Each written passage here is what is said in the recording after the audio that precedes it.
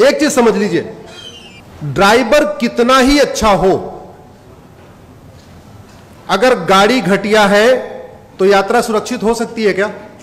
जोर से बोलिए जरा। ड्राइवर अच्छा हो लेकिन गाड़ी घटिया हो, यात्रा सुरक्षित हो सकती है? मिस्त्री अच्छा हो लेकिन बिल्डिंग मटेरियल खराब हो, घर सुरक्षित हो सकता है? डॉक्टर अच्छा हो लेकिन दवा घटिया हो, शरीर स्वस्थ हो सकता है क्या? ऐसे ही शासक कितना ही अच्छा हो, कितना ही मेहनती हो, कितना ही ईमानदार हो, कितना ही राष्ट्रभक्त हो, लेकिन अगर कानून घटिया है, न्यायिक व्यवस्था जो है कमजोर पड़ गई है, तो याद रखिए न माओवाद कम होगा, न नक्सलवाद कम होगा, न अलगाववाद कम होगा, न धर्मांतरण कम होगा, न जिहाद कम होगा, न मजहबी उन्माद कम होगा, न कट्टरवाद कम होगा, न घूसखोरी कम होगी, न जमाखोरी कम होगी, न मिलावटखोरी कम होगी, न कालाबाजारी कम होगी, न नशा तस्करी कम होगी, न मानव तस्करी कम होगी, कुछ भी कम नहीं होगा। जो समस्या भारत में है वो अगर अमेरिका में नहीं है, तो क्या अमेरिका के राष्ट्रपति हमारे प्रधानमंत्री से ज्यादा काबिल है, ज्यादा मेहनती है, ज्यादा ईमानदार है? नहीं। डिफरेंस क्या है दोनों देशों में? कानून। That's it.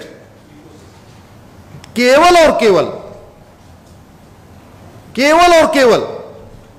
और याद रखिए, अगर आप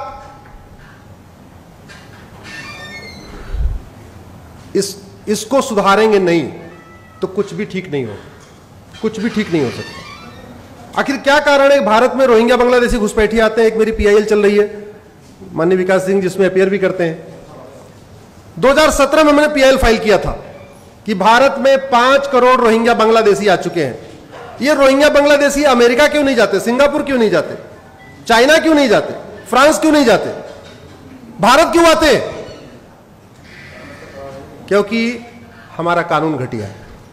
हमारे यहां 1946 का फॉरेनर एक्ट चल रहा है, वो फॉरेनर एक्ट एकदम टीथलेस है, उसमें कोई दांत नहीं है। उन सबको पता है, बाहर वालों को, कि यहां घुस जाओ, एक बार घुस गए कोई दिक्कत नहीं। और जो सबसे बड़ी समस्या है, एक कड़वी सच्चाई आप इसको समझिए, घुसपैठिए घूस दे के आते हैं, घूस दे के आधार बनवाते हैं, घूस दे के राशन कार्ड बनवाते हैं, घूस दे के बर्थ सर्टिफिकेट बनवाते हैं, घूस दे के ड्राइविंग लाइसेंस बनवाते हैं, और घूस दे के वोटर आईडी बनवाते हैं। अब सवाल यह है कि भारत में लोग 2-2, 3-3 हजार रुपए दे के 5-5, 6, मतलब 10-12 हजार रुपए में 5-6 डॉक्यूमेंट तैयार करा लेते हैं। ऐसा अमेरिका सिंगापुर में क्यों नहीं करा लेते? क्योंकि हमारे यहां आप फर्जी डॉक्यूमेंट बना दीजिए आधार, अब वो आधार आपने फर्जी बनाया है, यह सिद्ध करने के लिए कम से कम डिस्ट्रिक्ट कोर्ट से लेकर सुप्रीम कोर्ट तक आपको लड़ना पड़ेगा। हमारे यहां लोग फर्जी पासपोर्ट बना के क्यों, कैसे दे देते हैं? फर्जी ड्राइविंग लाइसेंस, घर बैठे बैठे ड्राइविंग लाइसेंस मिलता है कि नहीं मिलता? घर बैठे बैठे और वोटर आईडी आती है, घर बैठ के आपके आधार आता है, घर बैठ के आपका राशन, सारे डॉक्यूमेंट कैसे आ जाते हैं? इसलिए मैं फिर से कह रहा हूं कि अगर आप वास्तव में इस देश को सुधारना चाहते हैं, हम चाहते हैं इस देश में रूल ऑफ लॉ हो, इस देश में कानून का शासन हो, तो सबसे पहले हमें कानून बदलना पड़ेगा, और जिसकी कोई लागत नहीं है, जिसकी कोई लागत नहीं है, कानून बदलने की कोई लागत नहीं है। हम हजारों करोड़ रुपए खर्च करके हाईवे बना लेते हैं, हजारों करोड़ रुपए खर्च करके एयरपोर्ट बना लेते हैं, हजारों करोड़ खर्च करके हम रेलवे लाइन की बिछा लेते हैं, लेकिन हम कानून नहीं बनाते जो फ्री में बन सकता है। 1 लाख करोड़ रुपए खर्च करके आप हाईवे बनाएंगे, ज्यादा से ज्यादा उस पर 1 करोड़ लोगों को बेनिफिट होगा। 1 लाख करोड़ रुपए खर्च करके आप मुंबई दिल्ली का एक्सप्रेसवे बनाएंगे, उस पर 1 करोड़ लोगों को फायदा होगा, उतने लोग चलेंगे। लेकिन आप फ्री में अच्छा कानून बना दीजिए, 140 करोड़ लोगों को फायदा होगा। भारत में जुडिशियल रिफॉर्म खर्च करने पे ज्यादा से ज्यादा 10,000 करोड़ का खर्चा आएगा, मैक्सिमम 10,000 करोड़। इतना तो हमारे देश में चुनाव के बाद लोग मुफ्त में बांट देते हैं। कोई कलर टीवी बांट रहा है, कोई वॉशिंग मशीन बांट रहा है, कोई जो है मंगलसूत्र बांट रहा है, किसी राज्य में अलग अलग, कोई किसी राज्य में लैपटॉप बांटा जा रहा है, किसी राज्य में स्मार्टफोन बांटा जा रहा है, कुछ न कुछ फ्री में बांटा जा रहा है। ये कितने दुख की बात है। हम आजादी की 75वीं वर्षगांठ बना रहे हैं। हमारा थाना आज भी अंग्रेजी कानूनों से चलता है, हमारी तहसील आज भी अंग्रेजी कानूनों से चल रहा है, हमारा जिला आज भी अंग्रेजी कानूनों से चल रहा है, हमारा हाई कोर्ट आज भी अंग्रेजी कानूनों से चल रहा है, हमारा सुप्रीम कोर्ट आज भी अंग्रेजी कानूनों से चल रहा है। हम इतने सक्षम नहीं हुए कि हम अपना कानून अपने हिसाब से वर्तमान रिक्वायरमेंट के हिसाब से बना ले। मंगल पे जाने की तैयारी, चंद्रमा पे पहुंच गए, मंगल पे तैयारी चल रही है, बड़े बड़े रॉकेट लॉन्च कर दिए, लेकिन मैकाले का बनाया हुआ 1860 का इंडियन पिनल कोड हम नहीं बदल पाए। मैं अभी अमेरिका का फेडरल पिनल कोड पढ़ रहा था, तो मैं उसमें कंपेयर कर रहा था कि जो घटना उदयपुर में हुई है, अगर यह घटना अमेरिका में हुई होती तो कितनी सजा मिलती।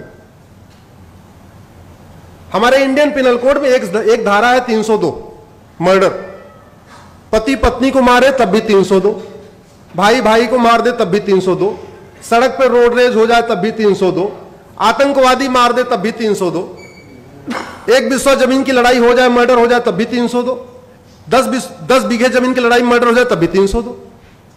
हमारे पूर्वांचल में कहावत है, सब धान 22 पसेरी। जो लोग पूर्वांचल के होंगे जानते होंगे। अमेरिका का मैं फेडरल पिनल कोड पढ़ रहा था, मर्डर की अलग धारा, बुचरिंग की अलग धारा, जेनोसाइड की अलग धारा, हेट क्राइम की अलग धारा, टेररिज्म की अलग धारा।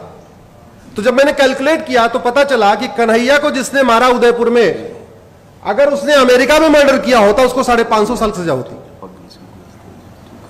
अमेरिका में कितनी होती? 550 साल। भारत में कितनी होगी? आजीवन कारावास, फांसी नहीं होगी। फांसी हुई क्या पिछले 20 साल? बताइए, याकूब मेनन के अलावा और अफजल गुरु के अलावा किसी को फांसी हुई? जबकि हर हफ्ते एक दो लोगों को मार दिया जाता है, नहीं हुई फांसी। तो इसलिए मेरा यह कहना है कि सबसे पहले जो सरकार कर सकती है देश हित में, बिना किसी बजट के, कम से कम पैसे में, बिना लोगों पे एक्स्ट्रा टैक्स थोपे हुए, वो जुडिशियल रिफॉर्म कर सकती है, जो ये विषय है। और जहां तक बात करप्शन की है, केंद्र और राज्य का टोटल बजट 70 लाख करोड़ रुपए है। कितना है भैया? इस 70 लाख करोड़ का 20% घूसखोरी, कमीशनखोरी, दलाली, कटमनी, तोलाबाजी में चला जाता है। 70 लाख करोड़ का बजट का 20% का मतलब हुआ 14 लाख करोड़। यह 14 लाख करोड़ बचाया जा सकता है। यह 14 लाख करोड़ बचाया जा सकता है अगर उस पर गंभीरता के साथ चर्चा हो। कैसे बच सकता है? सरकार 80 करोड़ लोगों को मुफ्त में राशन दे रही है, इसका मतलब 80 करोड़ लोग पर डे 150 रुपए से कम खर्च करते हैं। सरकारी आंकड़े बताते हैं कि 110 करोड़ लोग पर डे 100 रुपए से कम खर्च करते हैं। तो भारत के 110 करोड़ लोग पर डे 100 रुपए से कम खर्च करते हैं, यानी 80% लगभग। जो 20% लोग 100 रुपए से ज्यादा खर्च करते हैं, उनके पास एटीएम है, पेटीएम है, भीम है, यूपीआई है, डेबिट कार्ड है, क्रेडिट कार्ड है। तो फिर ये 500 और 2000 की नोट किस लिए? जो 20% लोग 100 रुपए ज्यादा खर्च करते हैं उनके पास सब है, जो खर्च नहीं करते उनको 2000 नोट की जरूरत नहीं है।